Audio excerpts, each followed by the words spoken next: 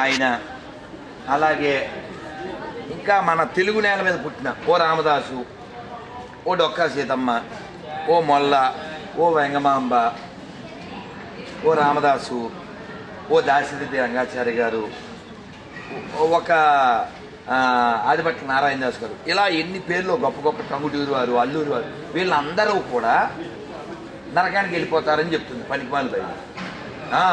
మీరేం చదవలేదు కాబట్టి తూతూ మంత్రం కాబట్టి ఏదో మాట్లాడతారు. నేను చదివానుగా మార్కు 16:16 అనో చాప్టర్ ఉంది. దాంట్లో నెంబరు ఏమని, నమ్మి బాప్టిజం పొందినవాడు రక్షించబడును, లేకపోతే శిక్షించబడు. ఈ పొట్టోడు మన దేశం 2 మొక్కలు అవడానికి కారకుడైన వాడు ఏం చెప్పాడంటే, మోప్లా అని కేరళలో అక్కడ ఊచకోతకు వస్తే వీడు వెళ్ళి నౌకాలి అని 1946లో అప్పుడు కూడా వీడు వెళ్ళి ఏమన్నాడు తెలుసా, వారు మిమ్మల్ని చంపితే చచ్చిపోయి. ఇలాంటి చవటల వలన దేశం ఇలా అయింది. చాలా స్పష్టంగా సుభాష్ చంద్రబోస్ ఏం చెప్పారంటే, స్వతంత్రం అడుక్కుంటే వచ్చేది కాదు, పోరాడి సాధించాలి. ఆడివ్వడానికి ఆడిదా. ఫర్ ఎగ్జాంపుల్ సార్ ఒకసారి ఫోన్లో ఓ నెంబర్ కొట్టుకుంటా అని ఈయన తీసుకున్నాడు అనుకోండి, జస్ట్ తీసుకున్నాడు, మళ్ళీ నాది నేను డిమాండ్ చేసి తీసుకుంటాను, రిక్వెస్ట్ చేయను, అది నాది కదా. ఈ దేశం కూడా అంతే. ఇలా ఈ దేశం కోసం లక్షల మంది చచ్చిపోతే ఈ పనికిమాల బైబిలు వాడు ఎవడైనా సరే, మీ తాత, మా తాత, మీ ముత్తాత, గాంధీ తాత, ఎవడైనా సరే మా పార్టీ అధ్యక్షుడిని నమ్మితేనే మీరు స్వర్గానికి వెళ్తారు. ఆడెవడండి నా మీద తీర్పు ఇవ్వడానికి? పనికిమాలిన వెధవ. రాముణ్ణి నమ్మి రామదాసు గారు ఈ హైదరాబాద్ గోల్కొండలో ఆయన యొక్క కృపను పొంది విడిపించబడ్డాడు. దానికి చరిత్ర సాక్ష్యం. ఈరోజు కూడా తానీషా గారి దగ్గర నుంచి ముత్యాల తలంబాలు వెళ్తున్నాయి. రాముడు సత్యం, ప్రతి సంవత్సరం వెళ్తుంది ముత్యం. ప్లీజ్ అని వస్తారు. అలా మనకి ఎవిడెన్స్ ఉంది, మనకి ఎథిక్స్ ఉంది, మనకి ఎపిక్స్ ఉన్నాయి. మరి వాడు ఎండిపోయిన శవాన్ని నమ్మితే ఎవడైనా మోక్షానికి వెళ్ళాడా? చూపించండి. త్యాగరాజ స్వామి వారు 150 ఏళ్ల క్రితం రాముడిని నమ్మాడు, రాముడు చెప్పాడు, ఆయనకి మోక్షం వచ్చింది. తెలుసు మనం అన్నీ ఒకటే అని, వాళ్ళు అలా అంటే అనకూడదని ఈ కబుర్లు మాత్రం చేయబడి గొర్రె షీజ్ గొర్రె, షీ కమిటీ హర్సెల్ఫ్ ఏజ్ గొర్రె. ఫర్ ఎగ్జాంపుల్ బాబు మీరేం చేస్తుంటారు సార్? ప్రైవేట్ ఆఫీస్లో పర్చేజ్ డిపార్ట్మెంట్లో రైట్.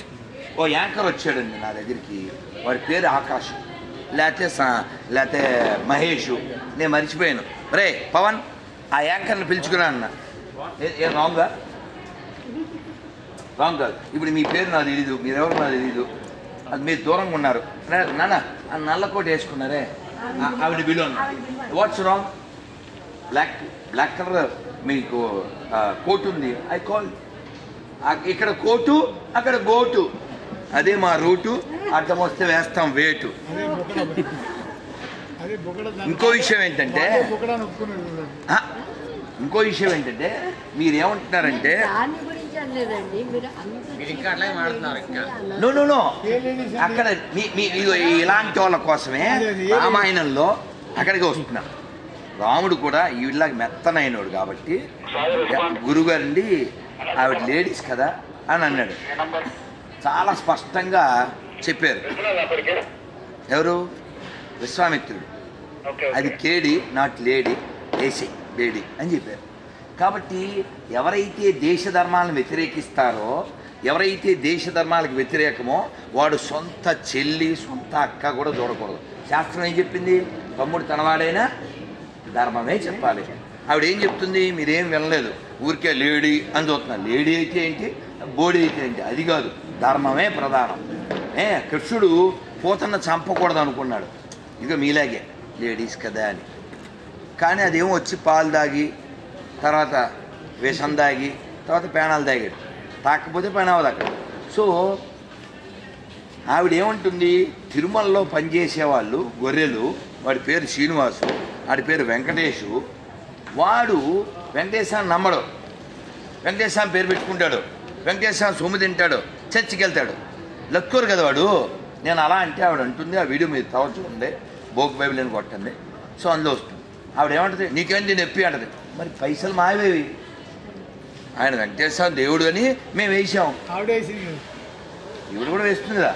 కాబట్టి హిందువుల సొమ్ము హిందువులు తీసుకోవాలి.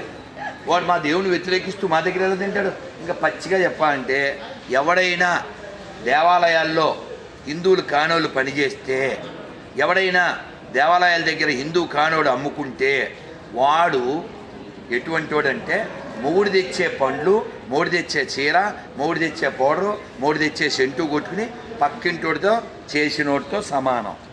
ఎందుకని? వాడు నమ్మని చోట అమ్మకం ఎలా చేస్తాడు అంటే వాళ్ళ దేవుడు చవటాన్ని ఒప్పుకున్నట్టేగా. వాడి కుడు కూడా పెట్టలేని గాడ్ ఎందుకు? అది ఫ్రాడ్.